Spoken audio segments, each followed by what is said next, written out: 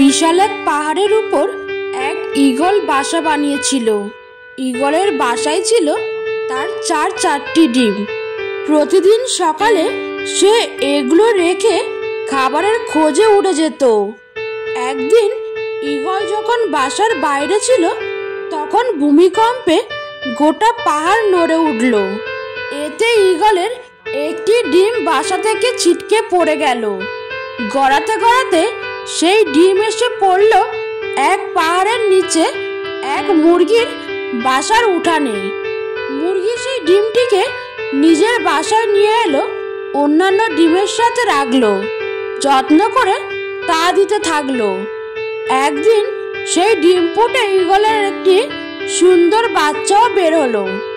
মুরগির বাচ্চাদের সাথেই ঈগলের বাচ্চাটি বড় হতে লাগলো, কিন্তু সে ভেতর থেকে সবসময় অন্য কিছু অনুভব করত। আকাশে একদিন ঈগলের একটা ঝাঁককে উড়ে বেড়াতে দেখে সে মুরগিকে বলল, ইস, যদি আমিও তাদের মতো উড়ে বেড়াতে পারতাম। মুরগি হেসে উত্তর দিল, তুমি কিভাবে উড়বে? তুমি তো মুরগি, এবং মুরগি কখনো উড়ে না। ঈগল মাঝে মাঝেই তার সগোত্রীয়দের উড়ে বেড়াতে দেখত এবং স্বপ্ন দেখত সেও তাদের মতোই উড়ে বেড়াবে। কিন্তু প্রতিবার সে তার স্বপ্নের কথা জানালে মুরগি বলতো যে এটা একেবারেই অসম্ভব। মুরগির এই কথাটি ঈগল বিশ্বাস করতে শিখল এবং তার জীবনটা বাকি মুরগিদের মতোই কাটিয়ে দিল। অনেকদিন এভাবে কাটানোর পর একদিন সে মারাও গেল। আসলে আমাদের জীবনেও এটা চরম সত্য। তুমি যা বিশ্বাস করতে শেখো একদিন তুমি তাই হয়ে উঠবে। তাই তুমি যদি ঈগলের মতো উড়ার স্বপ্ন দেখো তবে সেই স্বপ্নকেই অনুসরণ করো। মুরগির মতো কারো কথায় কান দিতে যেও না। তুমি তোমার স্বপ্নের পেছনে লেগে থেকো, একদিন তোমার স্বপ্ন পূরণ হবেই। যে দেশে জুতা বিক্রি হয় এসি রুমে আর বই বিক্রি হয় রাস্তার পাশে ফুটপাতে, সে দেশে দুর্নীতিবাজ থাকবে 5 তলায় আর গুণীজন থাকবে গাছতলায়।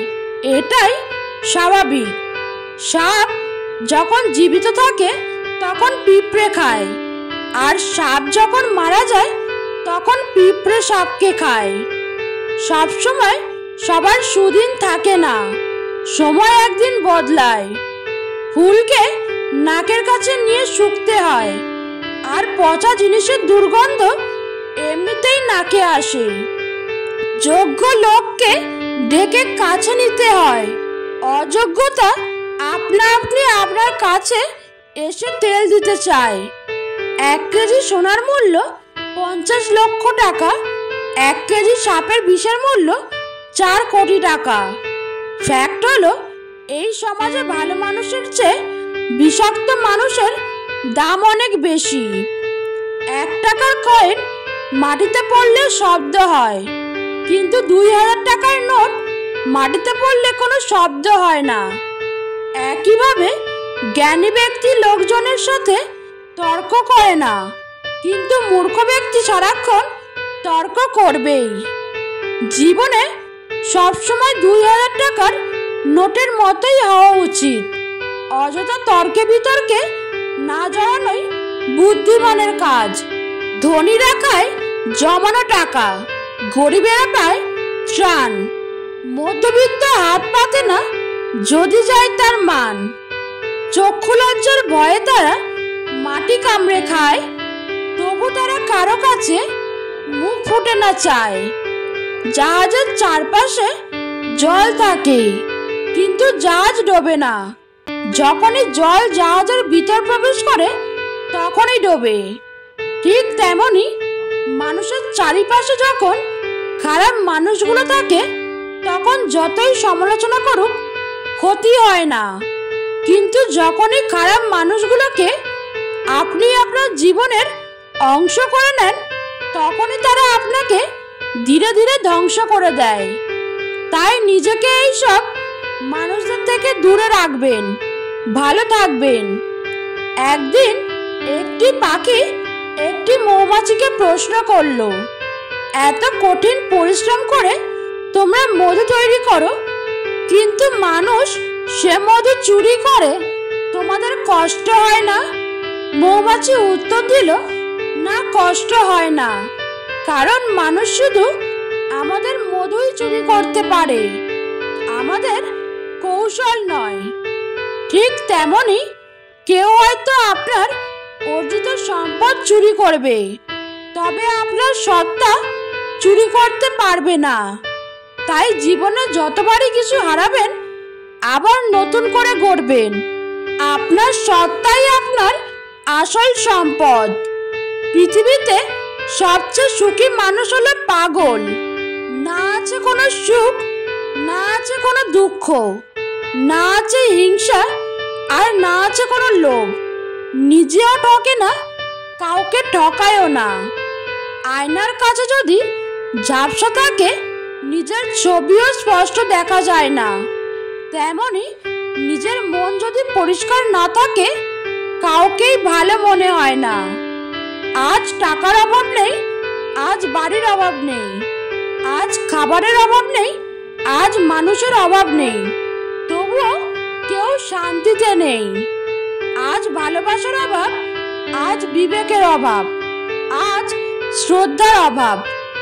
পুরুষ স্বাবলম্বী হলে চিন্তা করে কিভাবে স্ত্রী সন্তানদের আরো ভালো রাখা যায়, আর বেশিরভাগ নারী স্বাবলম্বী হলে চিন্তা করে আমার এখন আর কাউকে দরকার নাই, আমি একাই চলতে পারি।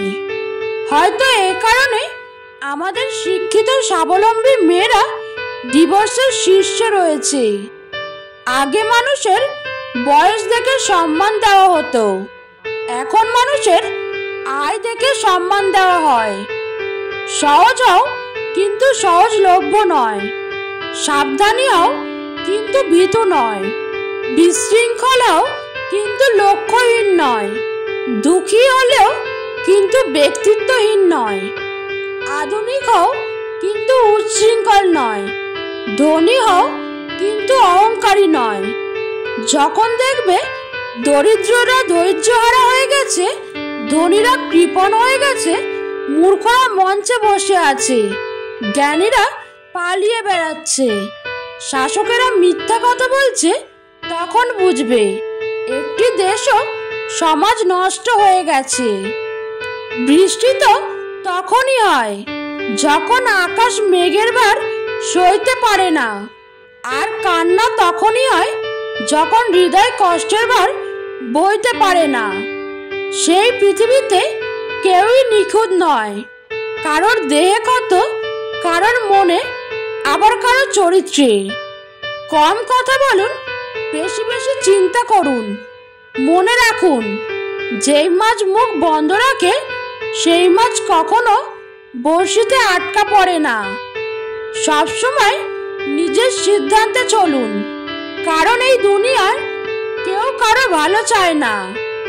মনকে যে নিয়ন্ত্রণ করতে পারবে, একমাত্র সেই সুখী হতে পারবে। ঘরের লোক শত্রু হলে যা করবেন, 1.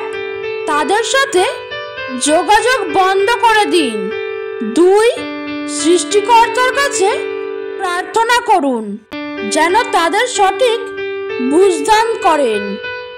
পৃথিবীতে সবচেয়ে আপন হলো চোখের জল। সুখের সময় পাশে না থাকলেও দুঃখের সময় ঠিকই পাশে থাকে। তুমি তাকে কতটা ভালোবাসো সেটা তার কল্পনারও ঊর্ধ্বে, শুধু হেরে যায় তার অবহেলার কাছে। উলঙ্গের কোনো পরিচয় নেই, বানিয়ে তোলা কাপড়েই কেউ বা রাজা, কেউ বা ভিখারি। অতীতকে কেবলমাত্র স্মৃতিচারণ করা যায়, ফেরানো যায় না। তাদের কখনো ক্ষমা করা যায় না যারা মানুষের দুর্বলতার সুযোগ নিয়ে নিজের স্বার্থ হাসিল করে। মুখোশ পরে চলেছে সবাই, ঠোঁটে নকল হাসি। আপন থেকে পরকে আমরা ভালোবাসি বেশি।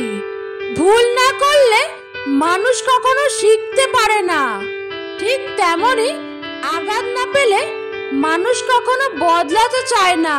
কথা হজম করতে শিখুন। প্রথমে একটু কষ্ট হলেও শেষটা খুব সুন্দর হয়। কাঁদারও একটা সীমা থাকে, সেই সীমা অতিক্রম করার পর কেউ কাঁদতে পারে না। সুখ ও দুঃখ আসলে একই সময়ের সঙ্গে সঙ্গে সুখ ও দুঃখে বদলে যায়, আর দুঃখ সুখে বদলে যায়। জীবন বড়ই অদ্ভুত, যার আছে তার সব আছে, যার নেই তার কিছুই নেই। যে পায় সে সব পায়, যে পায় না সে কিছুই পায় না। মনুষ্যত্বের পেছনে মানুষ ছোটে না, মানুষ পাগলের মতো ছোটে স্বার্থের পেছনে। চারিদিকে মিষ্টি মিষ্টি কথা, ভালোবাসায় বিষ, নিজের নিজের স্বার্থে সকলেই ভীষণ সেলফিশ। মুখের উপর শুধুই মুখোশ, স্বার্থে প্রিয়জন। কথায় বলে বেশি ভক্তি চোরের লক্ষণ। বুদ্ধিমানরা এই 10টি কথা কাউকে বলে না। 1. কোনো কাজ শেষ না হওয়া পর্যন্ত সে কাজের কথা কাউকে বলে না। 2. নিজের পরিবারের অভাব অনটনের কথা। 3. নিজের অপমানের কথা। 4. তার কাছে কত টাকা আছে। 5. সংসারের অশান্তির কথা বাইরের কারো কাছে বলে না। 6. নিজের কষ্টের কথা বাইরে কারো কাছে বলে না। 7. কে কার সম্পর্কে সমালোচনা করছে সে কথা কাউকে বলে না। 8. কেউ যদি তার কাছে এসে কোনো গোপন কথা বলে তবে সেই কথা মরে গেলেও কাউকে বলে না। 9. তার কাছ থেকে কেউ টাকা ধার নিলে সে কথা সে কাউকে বলে না। 10. কাউকে খাওয়ালে সে কথা কাউকে বলে না। বইয়ের পাতা মানুষকে যা শিক্ষা দেয়, জীবনের পাতা তার থেকেও অনেক বেশি কিছু শিখিয়ে দিয়ে যায়। জন্ম নেওয়াটা ভাগ্যের ওপর, মৃত্যু হওয়াটা সময়ের ওপর, কিন্তু মৃত্যুর পরেও মানুষের মনে বেঁচে থাকা নির্ভর করে কর্মের ওপর। পৃথিবীতে সবচেয়ে সুন্দর দৃশ্য হলো কাউকে হাসতে দেখা। নিজের কষ্টের চেয়েও কষ্ট হলো কাউকে কাঁদতে দেখা। সবচেয়ে ভালো লাগবে যদি জানতে পারি আমার জন্য কারো মুখে হাসি ফুটেছে। 3 জায়গায় কখনো পিছিয়ে আসবেন না। 1. সত্য কথা বলতে। 2. পরিবারকে অপমান করলে। 3. নিজের স্ত্রীর ব্যাপারে কেউ কিছু বললে। কাউকে ঠকিয়ে কেউ কখনো সুখী হতে পারে না। যে ঠকায় তারও একদিন ঠকতে হয়। বর্তমানের বাস্তব সত্য, যার অর্থ নেই তার সম্মানও নেই।